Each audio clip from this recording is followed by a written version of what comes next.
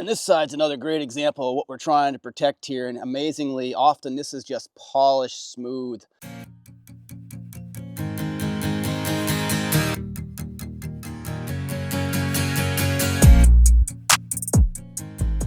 There we go. Same thing in the same holes. I've got the zip tie stacked nice and sitting right on top of this bracing right here off the swing arm, stacked right up. The other side, I did the same thing. I went through that lower hole in HPM. Now I did, here's my thought. And now we watch. We're down to about 2 PSI and that's in maybe 2 minutes, so I've missed something. All right, have a little bit of time to come back around. The motor has set now, oh boy, it's probably been about a week since I was last filming, so all the Yamaha had plenty of time to set up. Thank goodness I have all the torque specs down there. But as I come around for the leak test, I also wanted to put some time into these frame guards from PR Props here. So let's take a little deeper look at these. So here we have the brake pedal side, and this one you see is already buffed down, came to me like this, so this will slip on. The idea being is, see these like there's a dimple, let's see, oh there's a good example up there at the right hand side is a dimple, and the idea being to drill those out, and then I can slip through some zip ties to ultimately hold this to the frame. Now the zip ties I'm choosing here, I have 8-inch zip ties, 75-pound strength, and that looks like it's going to be pretty good pairing there. And I'm going to drill 3/16-inch holes. That's going to be the plan to get in this side and then this side here so I can zip tie around. I have to give some thought to what I'm going to do on the bottom. So this side, recognizing some of the printing burrs cleaned off, sets in something like so. Now what I need to do is I need to give a little thought to how this is going to fit in around that HPM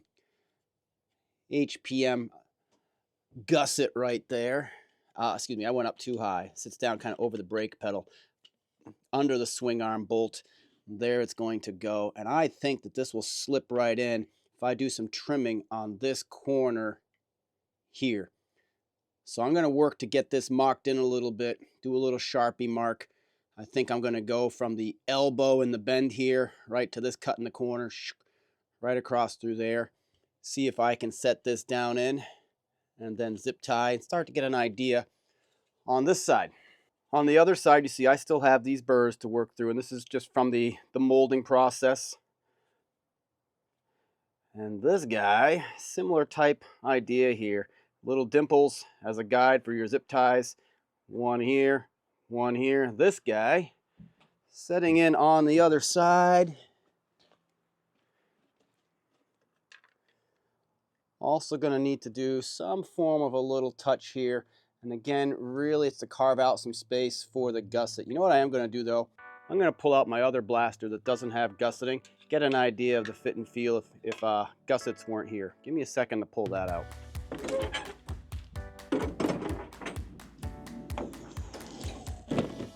Now this blaster I've been riding for years, and it's going to need some love at some point.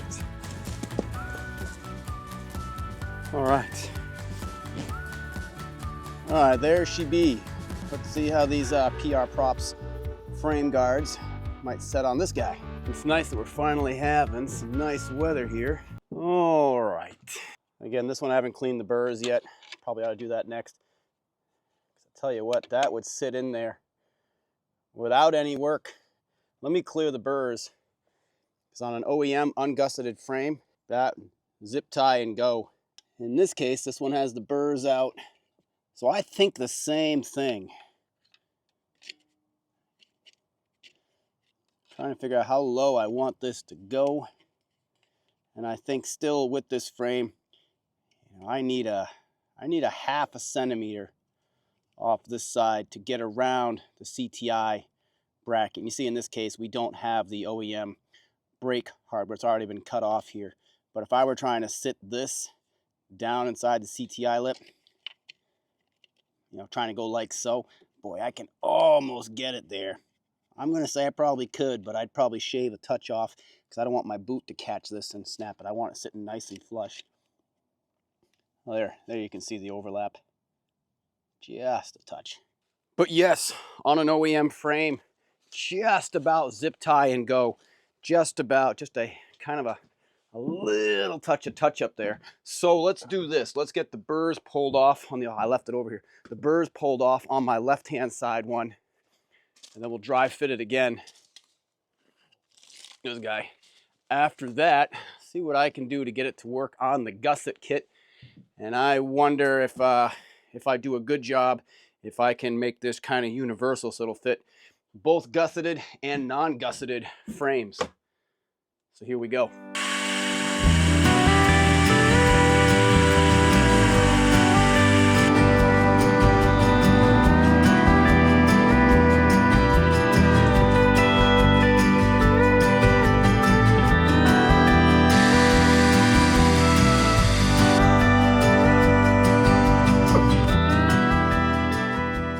So I did slip a mask on there because I was making some plastic dust, but that worked really, really well. I mean, that wasn't a minute worth of work. These are just burrs from Amazon. I've caked it up a little bit in there, but as soon as I go grind on a little piece of junk, it's going to clean that burr right out. Frankly, I could probably blow that out with a nozzle. This plastic didn't seem to melt in there. Yeah, this burr is still 100% usable. And just with that pick, it's going to blow off when I need it. So now that we've done this, I'm going to go set this again on the ungusseted blaster. See form, fit, and function. You know what, actually, before I do that, I'm actually going to drill my little holes for the zip ties. So they're there. Let's see what it actually looks like on that ungusseted frame. The frame where we haven't protected the paint job. And let's see. And then we'll move on to the new build here. All right, so I've drilled these out 3/16, just following the dimples that were here. Going back, doing a little bit more touch-up. If you look close, you know, the dimple in here is great for the drill bit. Drill bit doesn't wander all over the place. But you get the other side of that dimple is still in this molded plastic a little bit. So I'm coming back in just to touch this up. So I have a nice smooth surface to butt up against the frame as close as possible. See if I can give you a little shot there. It's just a little bit of a nipple there from that dimple. So I'm just cleaning all those up with my deburr tool. All right, I've got 3 zip ties here. Let's zip this in and have a look.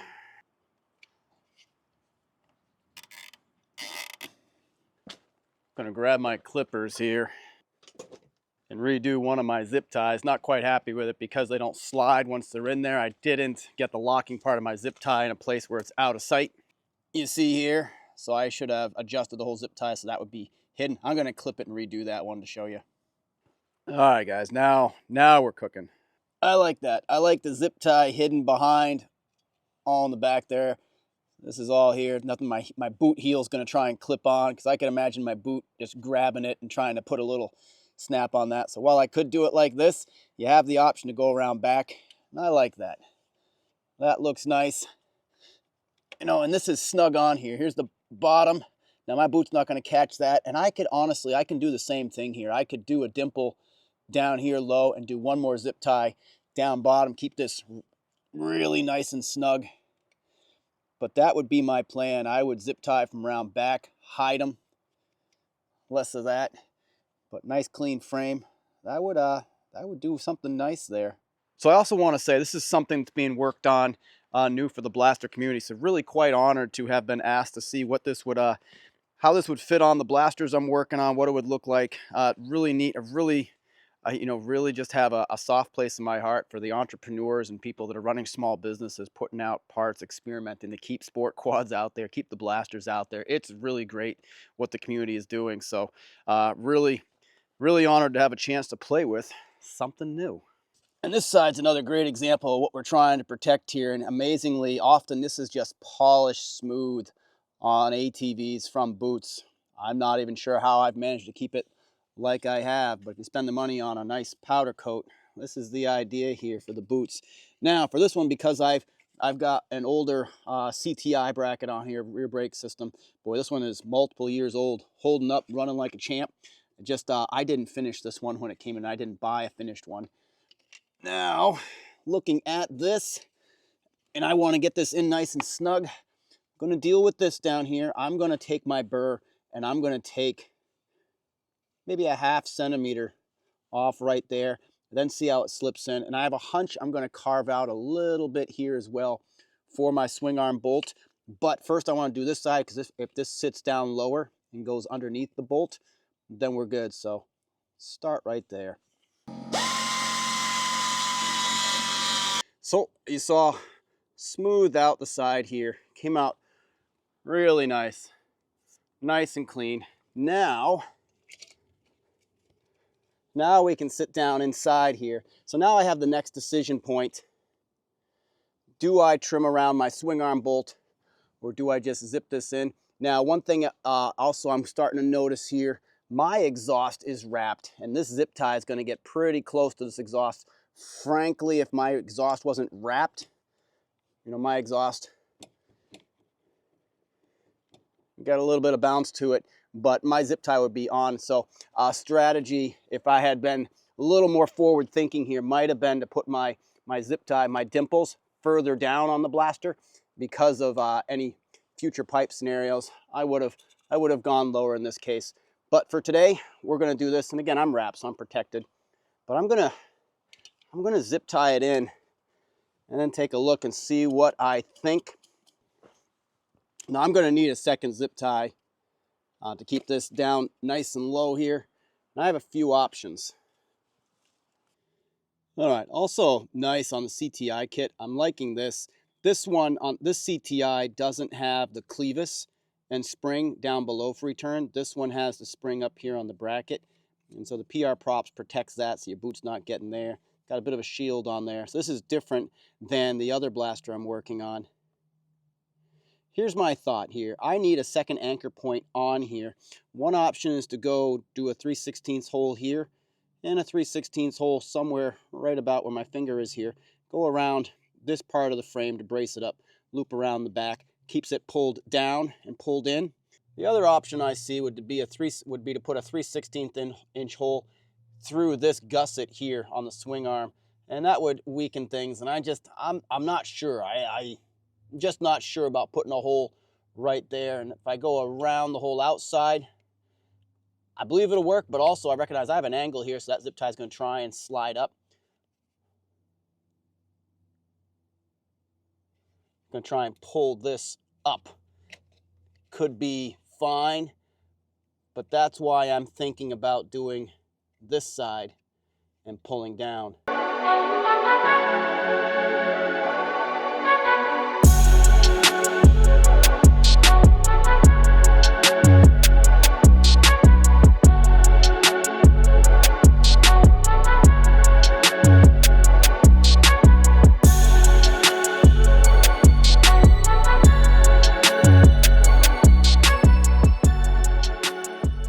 All right, so there we go on my non-gusseted frame. That's a Gen 1, 2001. That's my daily driver, so to say.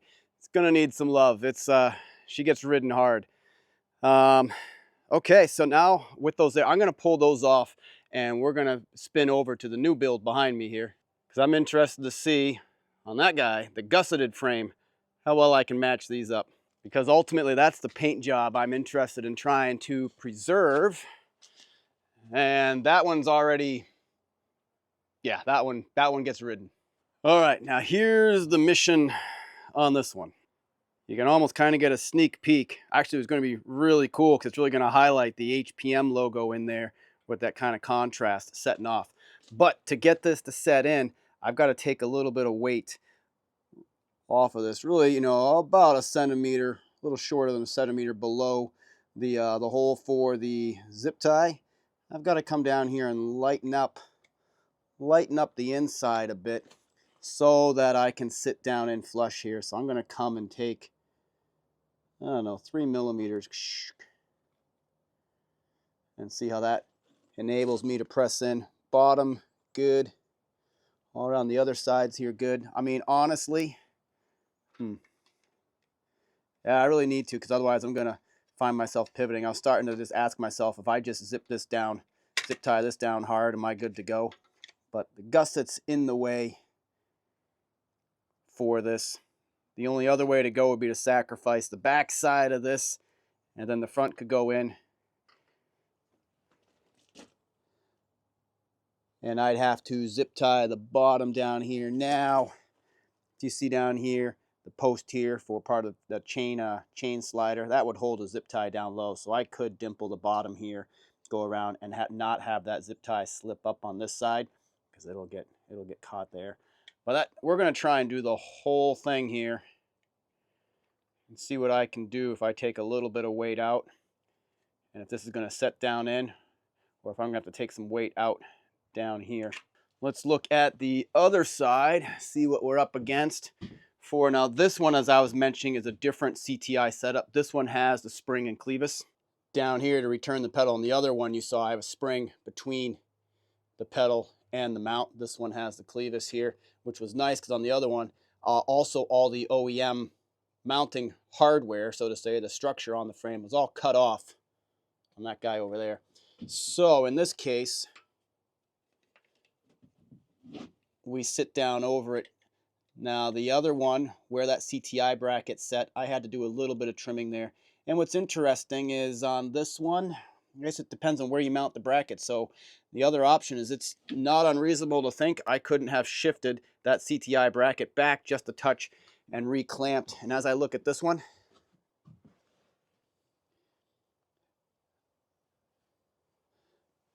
you have a mounting hole here on the plate, so it is kind of arbitrary where the CTI bracket's going to sit.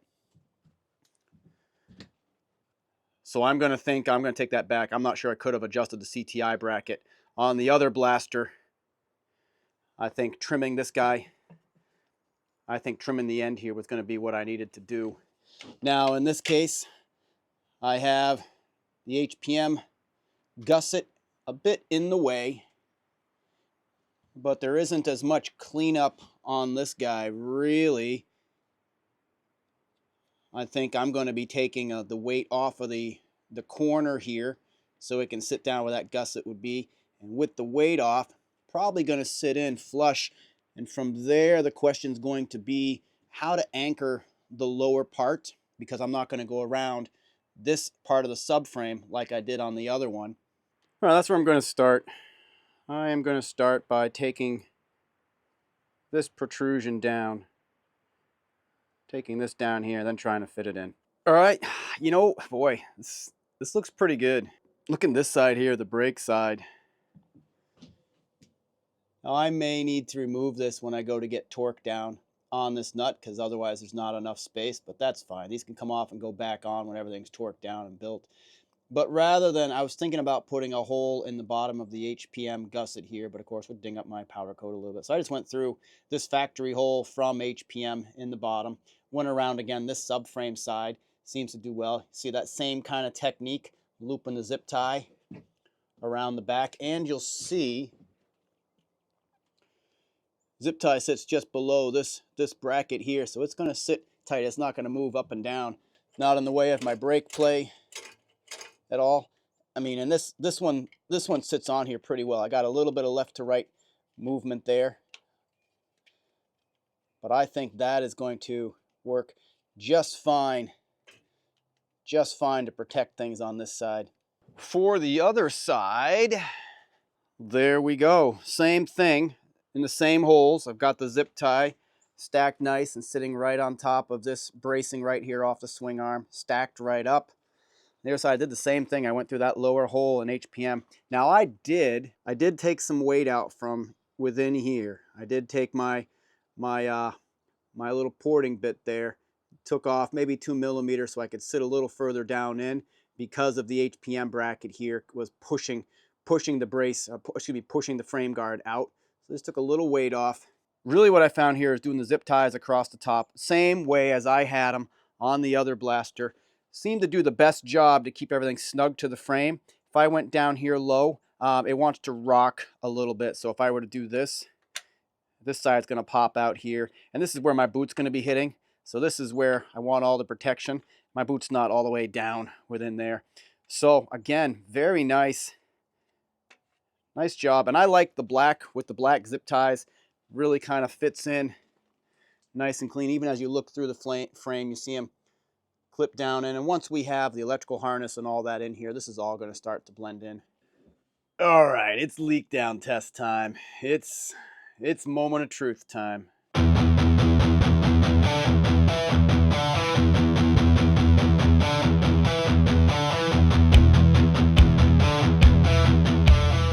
So here again, I have some HPM goodies. Now I have been using, this is an HPM leak down tester. This fitting is for the stock OEM blaster intake, which obviously isn't going to work here because we have a much bigger intake. The one I have on here right now is for the Trail Boss. That's boy, if you were watching in the background, that guy there, the 86 Trail Boss 2-stroke. We had to do leak down test building him up. And what we have here is we have another bolt-on, so to say, for the kit from HPM. This one's going to fit into my my PWK 35 in here. So we got to build this up, take off the Trail Boss one, get this on, make sure it's sealed up so we don't have air leaks through here. Also, we have this block off plate. Clean up the back, make sure it's, we don't have all these crud on here that's going to leave an air leak, because this plate needs to be sealed over the exhaust. We have to seal that up. Now, the mating surface is nice and clean, but you also notice I have to get the studs in. So that's what we're going to do. We're going to get the studs in. We're going to get this plate on and tighten it down. And this is just a collection of hardware. HPM does come with hardware for it, but I have a couple extra washers here. Oh boy, I think that's probably what the kit came with. But don't hold it against me if I'm a little off there. I use these to kind of stack up if my my studs are long, because not all of them are threaded all the way through like these. Some have a solid base, and then I find myself I can't tighten all the way down. That's why all the washers. So let me get this set up and bolted in. And ultimately, again, when I say bolted in, the other piece here, once we have the other adapter on, this guy is going to set in here. And boy, I tell you, I think the Trail Boss one might have done the job for me. Feels pretty good. Probably could. I'll throw my calipers on and measure between the two of these here, but these might be interchangeable. But once this is clamped in, then we're going to put some air pressure to here and time. And again, we're not looking for a lot. I'm going to go 4 or 5, probably not over 6 psi in there. You don't want to go high pressure. You don't want to blow out the seals having done all that work, but you do want to find out if you have leaks anywhere. So we're also going to need a little spray bottle, some soapy water to spray around to see if it starts ticking down. Find out, what do I have to do again? Anti-seize. Don't need much, but you'll appreciate this at some point. I do hope I don't appreciate it too soon, like these rattle out. Wouldn't that be kind of fun? Threading in nice, seated in nice. Now what I can do the old trick of stacking 2 nuts on here. And when I clamp these 2 nuts together, then I can effectively twist in and put a little bit of torque down on here. And I don't have to do a whole lot of clamping on them. Just trying to get these in and seated well. You might not be able to see it on camera, but I could see that I was tightening in here. And once I'm in a good place, I'm just going to hold, give it a shot. Where you find you might really need to do this is when you're trying to get the head studs out and they don't come out. But what you'll end up doing is you can really destroy the bottom of these nuts by smoothing out these ridges, which ultimately would give you the bite so they don't back out. So if you do, you might be replacing some nuts there. I'm interested though. Let's see if there's actually a torque spec in the manual for this. Yeah, I don't see one. Nothing for the bolts, for the exhaust flange bolts. Nothing. All right, so without a torque spec in there, our plate's nice and clean.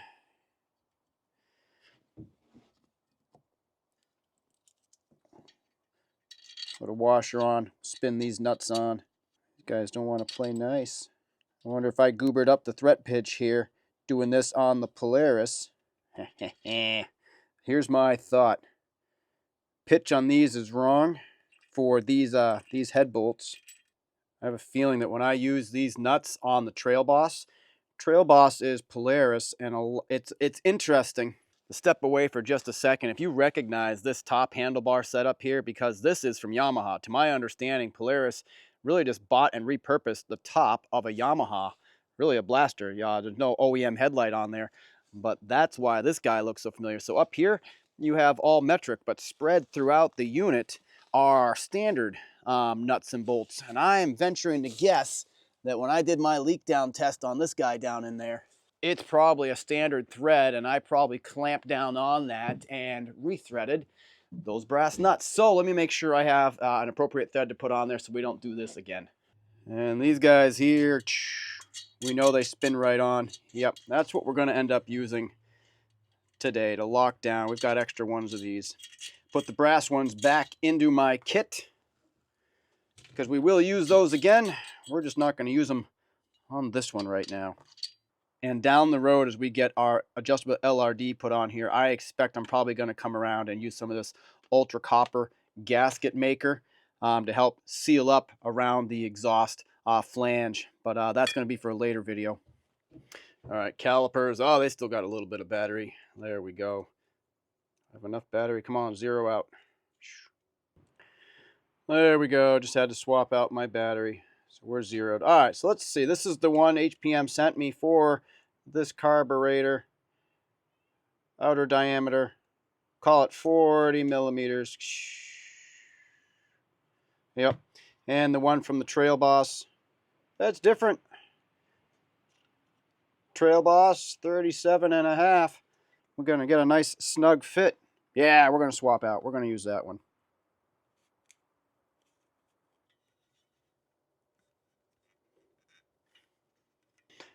Now, you can't quite see it on camera. I'm going to try and show you here. In this boot, there's an additional lip right there, and that's what I'm setting down. So I'm getting over this rise here. Let's not get that dirt in the motor. I get over this rise here, and I'm butting up against that boot right there, and that's where I'm stopping, because this fitting here isn't going to go over that any further down in. Put some pressure on here.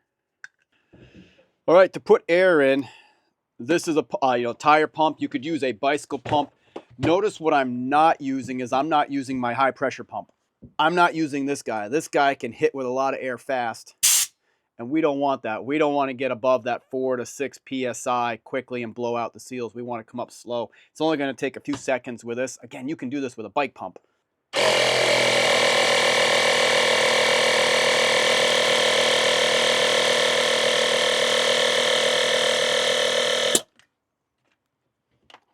Popped off at 5.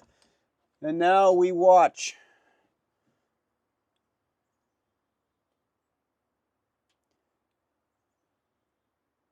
I mean, we're from 5, we're down, we're going 4. So I have a leak somewhere in here, and I've got to take time to find it, because as this trickles down, ultimately at the rate this is going, I'll use my cell phone for timing. A lot of the motors that I've put together, I might get 6 PSI in 6 minutes. You know what? And that's fine. It'll run. But I know there's guys out there that can hold 5 and 6 PSI overnight. And for you guys, you builders out there that hold that kind of pressure in your motor for an overnighter, kudos to you. Hats off. That's a nice build. That's a nice build. So I am going to get my soapy water, start looking around here. Yeah, because we're down to about 2 PSI, and that's in maybe 2 minutes. So I've missed something. Let me get some soapy water, and let's see what we can do to find out what's going on. Get this thing dialed in. All right, I am starting to search. It looks like I might have a little leak. Thought I had a bubble. I do. I think I do. I've got some bubble around here I've got to check on. Let me get we're at 3. Let me go back up a little bit to 4 or so.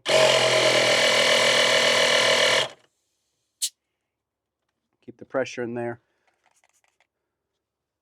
Looking around the gaskets. No bubbles. No bubbles. I'm going around the base gasket as well.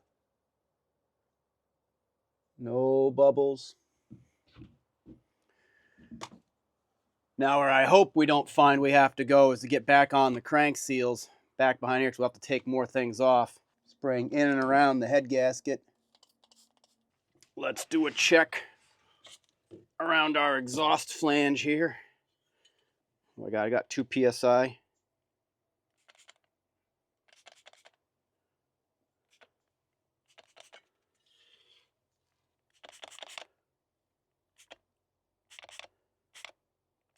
Bring the pressure back up. Start looking around the case.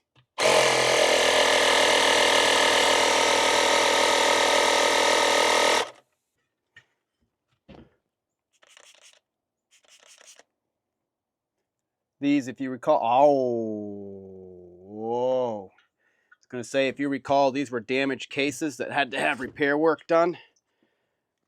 Oh, that's worst case scenario there.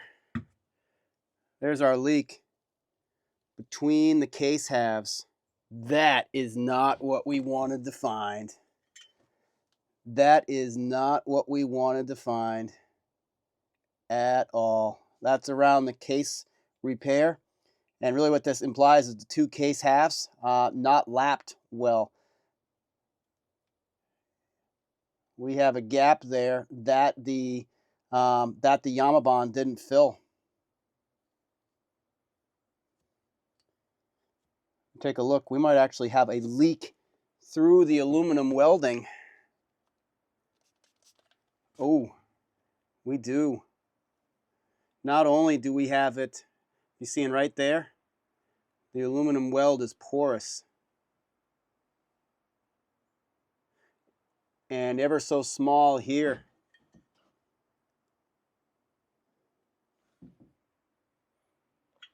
You're going to get up on the side here so you can see. I'm going to put some pressure back in. That's worst case scenario, guys.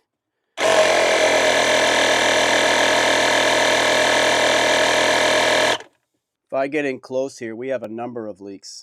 We have a leak along the case side, poorly mated surface, but we have a problem with our repair welds here. We've got a leak off the end of my finger, a little tiny one bubbling through that, but we've got a fairly big leak coming through the aluminum right there. You see that?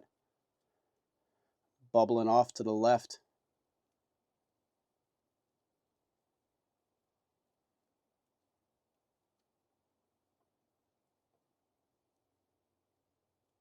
Oh, that's a tough one. That's a tough one.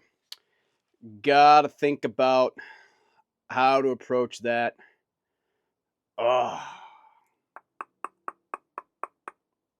So the correct way to do this would be to tear the motor down, split it, and replace the cases. At least the clutch side, we know the aluminum is leaking through the welds there. What we can't tell is, and ultimately we could fix it with lapping, we don't know if it's which side half might not be mating up well. So with a good replacement case half, let's say on that clutch side, we would disassemble everything, clean it up, get all the gasket maker off there, and resurface. Now, in the past, I have resurfaced over a mirror, really a vanity type cover with some, sandpaper on there. Boy, I can't remember. I think I'm using 200 grit, and that's how I would resurface. I'm going to ask some questions in the sense that don't really want to tear this motor all the way down until I have to again. And yes, honestly, this is a have to scenario. I have a little bit of a mind to do a JB weld job on here, build this up. And then at whatever point in time I have to tear this motor down again, I'm going to have to deal with that, get the JB weld off, because then splitting the cases would be a pain, because effectively I would be JB welding the cases together from the bottom. Oh, it is. That's worst case scenario right there. So I'm gonna park this one here because I've got to contemplate any options that might take me through a season until I do a rebuild, or if really got to bite the bullet, got to tear it down, do it again. It's one of those things that if I'm not filming, I can tear a motor down, do it in a couple of hours. Filming always makes things last 3 times longer at least when you're trying to capture things, go back and show it. But part of the cost and challenge there are many of these gaskets aren't going to be reusable.